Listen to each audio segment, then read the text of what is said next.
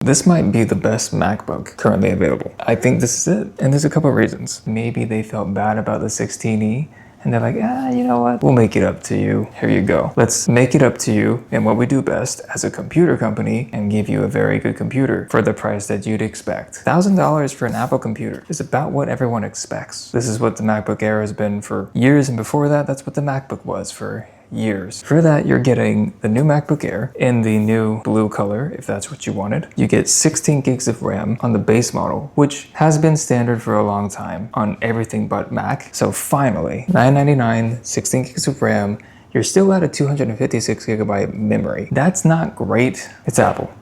I will take the 16 gigs of RAM, your low ink blue, your M4 chip, your new camera, and accept the apology. This is made up for it. A lot of people kind of default to the MacBook Air when they don't know what they want to get or what they need. And this made me question my MacBook Pro. I edited this entire video on this. The main difference between MacBook Air and MacBook Pro, this one does not have a fan. The MacBook Pro does. You're also not getting an HDMI port here or an SD card slot. You're getting the essentials. I think this is still going to be the go-to for students, businesses.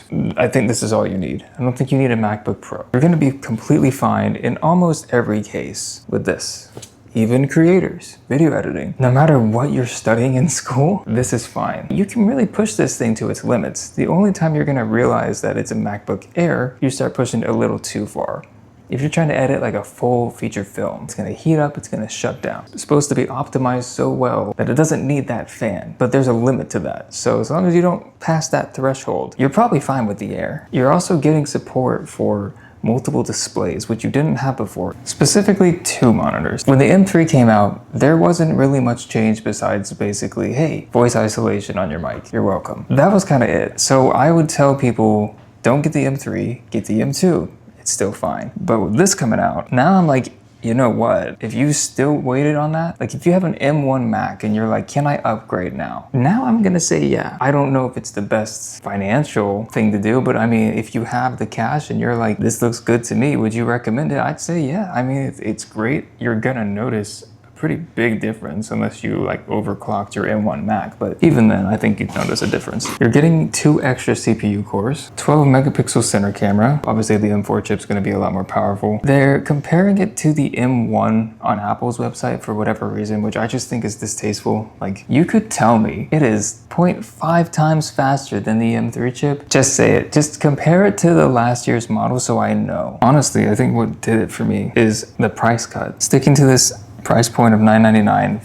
feels fitting. It's good. They've got decent upgrades and the price went down. And a lot of people are reviewing this and being like, is it too good to be true? And it's like, I mean, they probably just realized that they don't need to be charging that much extra for what people expect yearly. Like, the camera needed to be upgraded. The chip should be upgraded every year, right? According to Apple. It was more crazy that they were charging so much for the M3 MacBook Air. That's what was a little weird. Or like when the M2 came out, I remember you could get the M1 and that was $999. And then the M2 came out and that was $11.99 or $10.99, whatever. It was just like, but why? So this is nice. This feels like they took a step back and they're like, oh yeah, what we did was kind of wrong. Apologies. Here you go, and also here's this weird blue color that no one can really tell is blue unless it's next to something silver. I think that is a much better deal, much more Apple, cost-wise, efficiency-wise. That just makes sense. They finally upgraded it to a point where the base model is an amazing model. Still 60 hertz. It is a little interesting that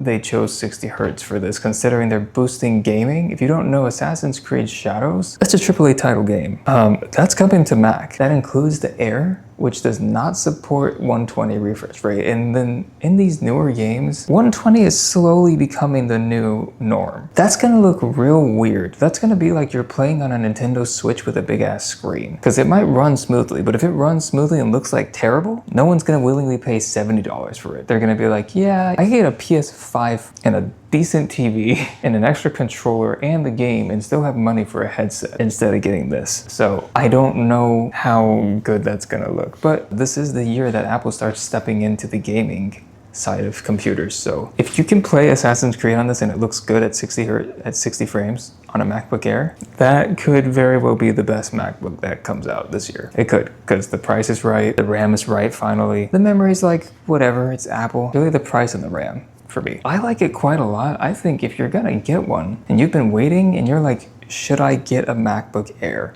Is this the year to get it? Yeah, man, this is the year.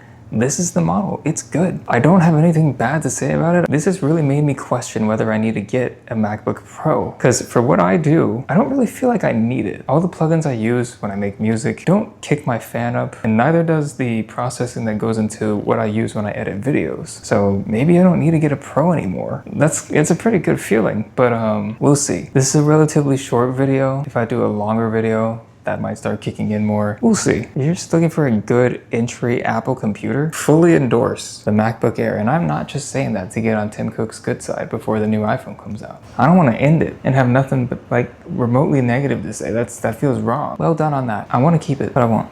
It's financially irresponsible. I'm an adult. I must do adult things. And that means I don't get to keep this.